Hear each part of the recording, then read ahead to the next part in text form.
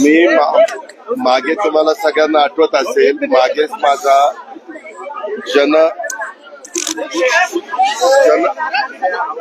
जनसंवाद कार्यक्रम आणि परिवार मिलन कार्यक्रम असे मी हडपसर, भोसरी, आपल्या पिंपरी मतदारसंघात केलेले होते.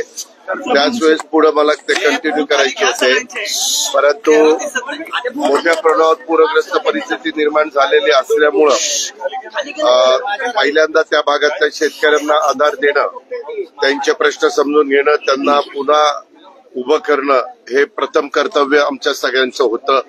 त्यामुळं आम्ही सगळेच जण, मुख्यमंत्री, दोन्ही उपमुख्यमंत्री, बाकीचे सगळे सहकारी त्या भागात होतो.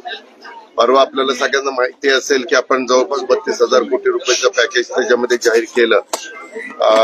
देशाचे गृहमंत्री पण आले होते, त्यांच्याही कानावर ही गोष्ट घातली शिर्डीला. त्यावेळेस त्यांनी सांगितलं की तुम्ही व्यवस्थित प्रस्ताव पाठवून द्या. ती डिझास्टरच्या संदर्भातली जी कमिटी आहे त्याचे प्रमुख ते स्वतः आहेत. ते म्हणले मग मी लगेच टीम पाठवतो आणि केंद्राकडनं पण मदत करतो. परवा आपल्याला माहिती आहे, नवी मुंबई विमानतळाचं उद्घाटनाच्या निमित्तानं काल आणि परवा 2 दिवस पंतप्रधान आपल्या देशाचे मोदी साहेब आलेले होते आणि त्यांच्याही आम्ही कानावर घातलं.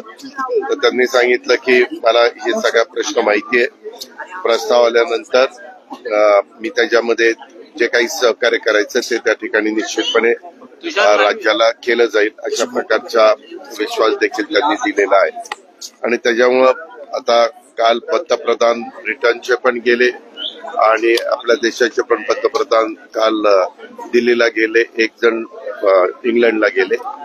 त्याच्यामुळं आज मागचा राहिलेला दौरा हा आज आणि उद्या, आज परिवार मिलनाचा ठेवलेला आहे आणि उद्या जनसंवाद कार्यक्रम. आता इथं आलो असताना इथं आमचे दत्ता धनकोडे बाकीचे सगळे सहकारी बरोबर आहेत. तर इथले प्रश्न म्हणजे इथं घराला घर चिटकून आहे, भिंती पण मधल्या एकच आहे आणि छोटे छोटे रस्ते आहेत.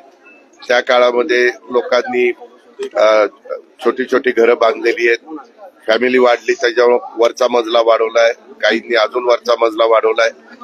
आता अशा बाबतीमध्ये आपण रिडेव्हलपमेंट करतो, माडाचं रिडेव्हलपमेंट असेल किंवा SRA रिडेव्हलपमेंट असेल, SRA स्कीम असेल, तशा पद्धतीनं ह्याही गोष्टीमध्ये त्यांचं म्हणणं आहे की बाबा आम्हाला आमच्या जेवढ्या काही फॅमिली वाढलेल्या आहेत तशा पद्धतीनं आम्हाला घरं दिली तर आम्ही विचार करू.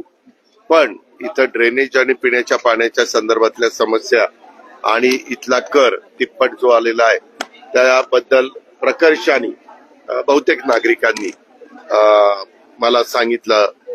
काही काही ठिकाणी तर इथल्या मुली IT मध्ये आहेत, त्यांनी स्वतःचे फ्लॅट घेतलेत पण त्यांचे आई वडील इथं राहतात म्हणून इथं येतात. आणि त्यांनी सांगितलं इथं काय होतंय, कचऱ्याची विल्हेवाट नीट लागत नाही आणि त्याच्यामुळे घुशींचं प्रमाण वाढतंय. घुशी वाढल्या की ड्रेनेजचे लाईन आहे त्याच्या खालची माती भुसभुशीत झाली की तिथं लीक होती आणि लीक झाल्यावर लोकांना त्याचा बराचसा त्रास होतो.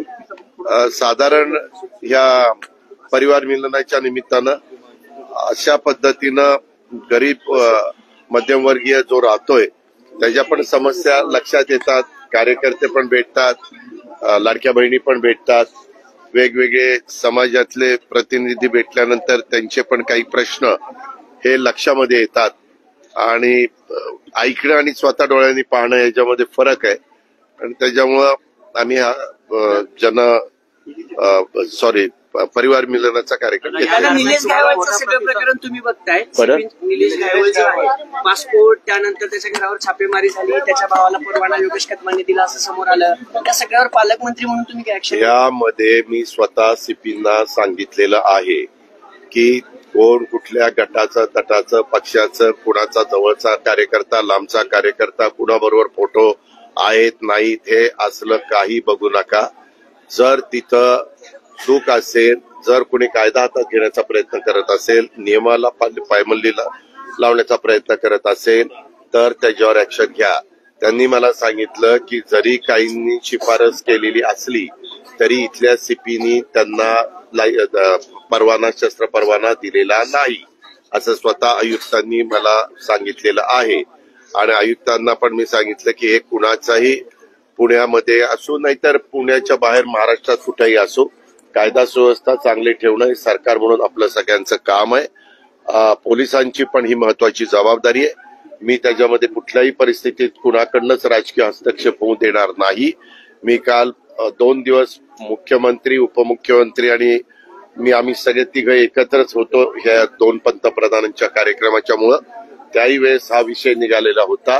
त्यावेळेस मुख्यमंत्र्यांनी पण हीच भूमिका त्या बाबतीमध्ये मांडली की अजिबात कुणाचे फिकीर करायची नाही. ज्यांनी कुठं चुका केलेल्या असतील त्याच्यावर रीतसर कारवाई करायची आणि एकंदरीतच या सगळ्याची चौकशी करून जे कोणी दोषी असतील, जे कोणी संबंधित असतील त्यांच्यावर पुढची ऍक्शन पुढची ऍक्शन घ्यायची. आणि पत्रकार मित्रांनो, आपल्याला माहिती आहे आता मी इथं आलोय, तुम्ही बघताय सकाळपासून अनेक लोक येतात आणि बरोबर फोटो त्या ठिकाणी काढतात. आता आपल्याला माहिती नसतं कोण नक्की कसं काम करताय, काय करताय.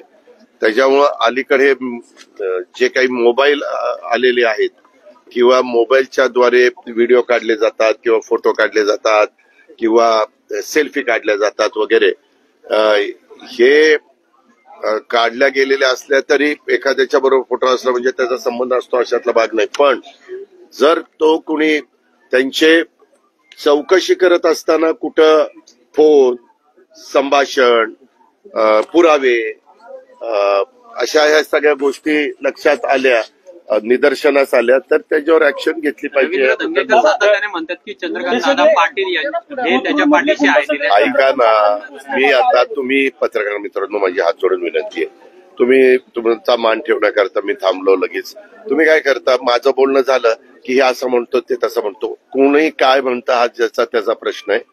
मला त्या संविधानाने प्रत्येकाला तो अधिकार दिलेला आहे. माझं एवढंच मत आहे, मी राज्याच्या प्रमुखांशी बोललोय, मी पालकमंत्री म्हणून अनेक वर्ष तुम्ही मला बघताय. ह्याच्यामध्ये मागच्या काळामध्ये काही बाबतीमध्ये बरेच त्याला 10-12 वर्ष झाली असतील. काहींना पक्षप्रवेश त्यावेळेस आजमबाई पानसरे यांनी मला आग्रह केला होता, ते माझे जिल्हा अध्यक्ष होते पिंपरी चिंचवडचे. आणि तो पक्षप्रवेश झाल्यानंतर माझ्या लक्षात आलं की काहीतरी गडबड झालेली आहे आणि अतिशय चुकीच्या व्यक्तीला पक्षात प्रवेश केला. पण मला कळल्या मी संध्याकाळी काढून टाकलं. त्याच्यामुळे माझा तुम्हाला प्रत्येकाला स्वभाव माहिती आहे. मी जाहीर भाषणात पण बोलतो, माझ्या कार्यकर्त्यांच्या मेळाव्यात पण बोलतो आणि जेव्हा आम्ही एकत्र सहकारी बसतो तेव्हाही मी सांगतो बाबांनो, मी तुमच्याकरता माझं सर्वस्व पणाला लावील. तुमच्यावर अन्याय झाला तर, तुम्हाला जर कुणी जाणीवपूर्वक त्रास देण्याचा प्रयत्न केला तर, पण तुम्ही जर त्याच्यामध्ये कुठंतरी तुमचे हात त्याच्यामध्ये हे झालेले असतील, खराब झालेले असतील तर त्याला काही पाठीशी घालायला आम्ही मोकळे नाहीत आणि आमच्याकडे ते होणार.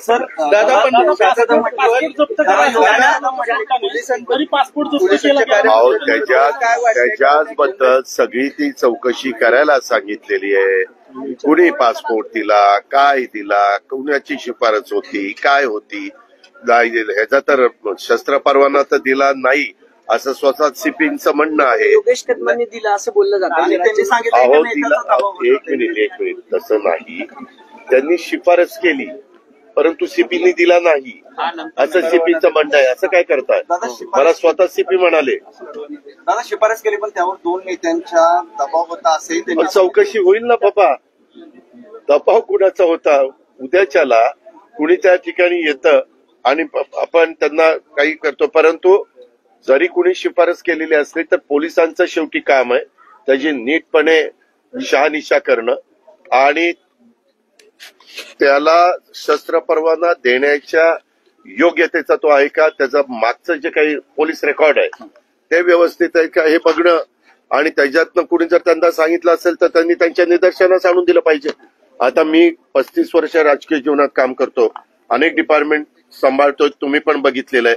परंतु एखाद्या गोष्टीला मी रिमार्क मारला आणि सांगितलं आणि त्याच्यातनं परत फाईलला सचिवाकडे जाते किंवा संबंधित डिपार्टमेंटकडे जाते, त्यावेळेस त्यांनी लक्षात आणून द्यायचं असतं की तुम्ही हे सांगताय परंतु वस्तुस्थिती ही आहे. आणि त्यांनी सांगून देखील आम्ही म्हणलं नाही वस्तुस्थिती आहे तरी देखील आपल्याला करायचं. तर तो 100% दोषी आहे.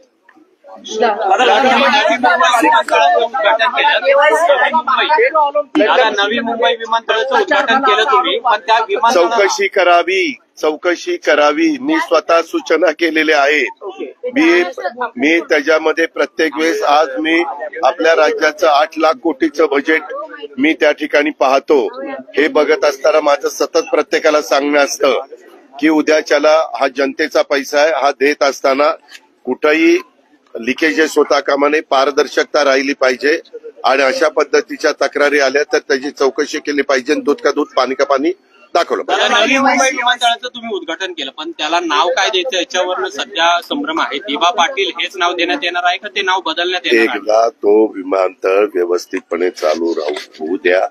त्याच्यामध्ये आम्ही बघितलं, पंतप्रधानांनी पण पाहिलं, साधारण टेक ऑफ अँड लँडिंगला अजून 45 दिवस लागणार आहेत. परंतु काय होतं, एकदा मान्यवरांनी तारीख दिली, उद्घाटन केलं की पुढची गोष्टी थोड्याशा गतीनं व्हायला मदत होते.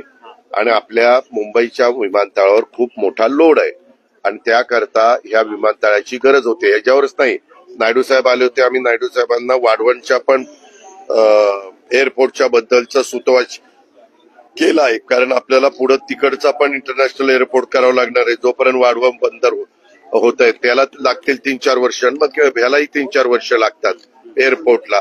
तर मुंबई सारखं सिटी आणि तिथं येणारे राहणारे नागरिक, त्यांचं जगाशी, देशाशी आणि राज्यातल्या वेगवेगळ्या भागाशी संपर्क होण्याच्या दृष्टिकोनातनं आत्ताचं जे काही विमानतळाचं उद्घाटन केलं तिथं 9 कोटी लोकांचं म्हणजे जाणं येणं ह्या विमानतळाची कॅपॅसिटी राहणार आहे. तेवढी काही व्यवस्था तिथं केलेली, फार उत्कृष्ट विमानतळ झालेलं आहे. राहिलेली कामं पण चांगल्या पद्धतीनं करण्याचं आमची भूमिका आहे आणि आम्ही ते त्या बाबतीमध्ये करू. त्याच्या संदर्भामध्ये ज्या काही तिथल्या लोकांच्या भावना आहे त्या लक्षामध्ये घेऊन योग्य ते कारवाई योग्य ती कारवाई सरकारकडून.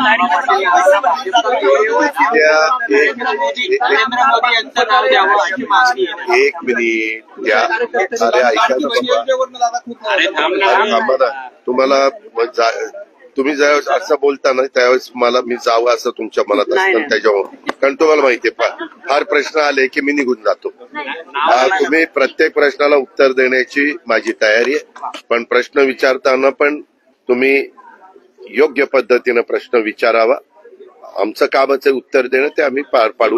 त्याच्या संदर्भामध्ये स्वतः मुख्यमंत्र्यांनी सगळ्यांशी चर्चा केलेली, तिथल्या वेगवेगळ्या शिष्टमंडळांशी केलेली आहे.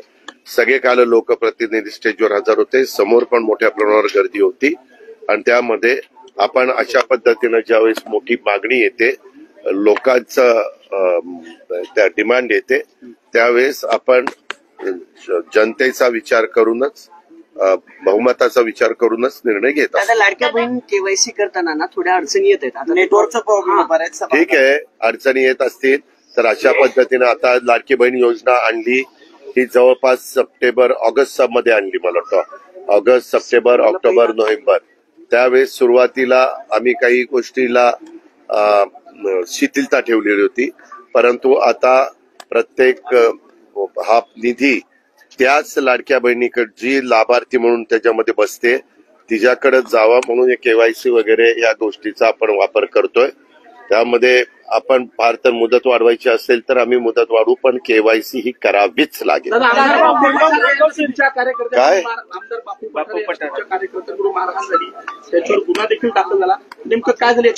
मी सीपींना सांगितलं, ज्याची चूक असेल त्याच्यावर ऍक्शन घ्या.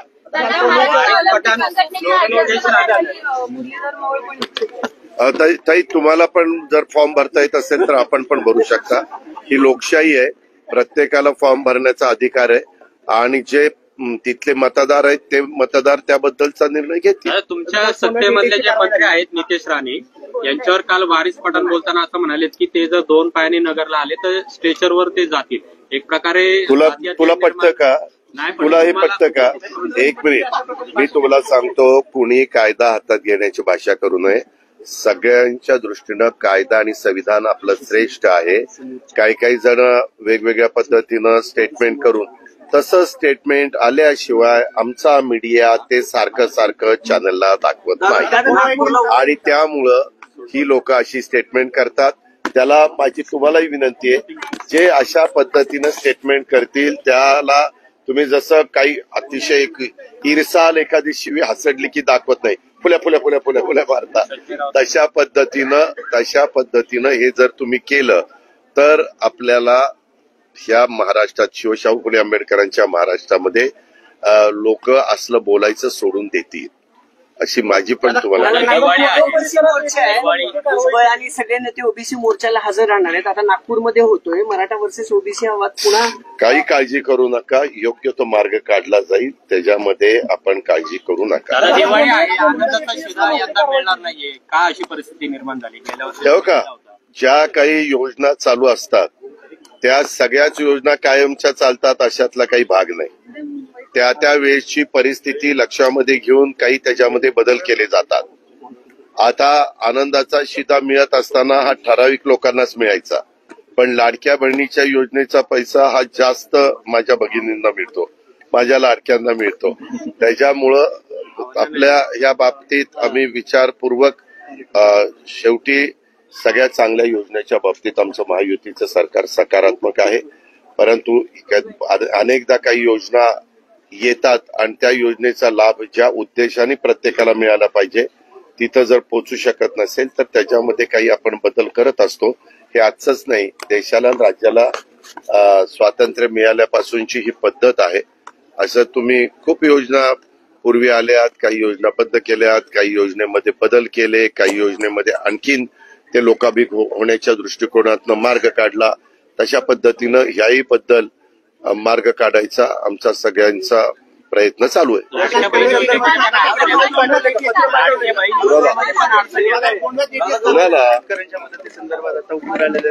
अहो, त्याच्या संदर्भात जोपर्यंत आपल्या ज्या भागामध्ये अतिवृष्टी झाली, विशेषतः मराठवाडा, आपल्या इकडचा सोलापूर, तिकडं जळगाव वगैरे, पालघर, कोकणातलं किंवा विदर्भातले काही, तिथं ह्या सगळ्याच्या बाबतीमधले सगळे पंचनामे आणि सगळे पूल किंवा रस्ते किंवा काय हे सगळे यायला थोडासा वेळ लागतोय. परंतु तरी देखील आता आम्ही जे 32,000 कोटीचं पॅकेज जाहीर केलेलं आहे ते दिवाळीच्या आत त्यांना डीबीटीवर कसे पैसे देता येतील याबद्दलचा प्रयत्न चालू आहे. आणि काल चीफ सेक्रेटरी पण आमच्याबरोबर होते की तुम्ही सगळ्या कलेक्टरांशी बोलून ताबडतोब ते सगळा जी काही माहिती आहे ती गोळा करा. कारण एकदा तुम्ही प्रस्ताव पाठवला, परत दुसरा प्रस्ताव तुम्हाला पाठवता येत नाही आमच्या पाठीमागे जे पाठवलं त्याच्यात ही चूक राहिली, ती चूक राहिली, त्याच्यावर थोडासा विलंब लागतो. पण तुम्ही पाहिलं असेल तिथं अमित भाई पण म्हणाले की तुम्हाला मी मदत करीन आणि काल आम्ही पंतप्रधानांना पण विनंती केली. कर्जमाफीचा निर्णय खरं त्याच्याबद्दल 32,000 कोटीचा पॅकेज जाहीर करताना मुख्यमंत्र्यांनी त्याचं उत्तर दिलंय. तू ऐकलं नसेल तर पुन्हा ती क्लिप पहा. दादा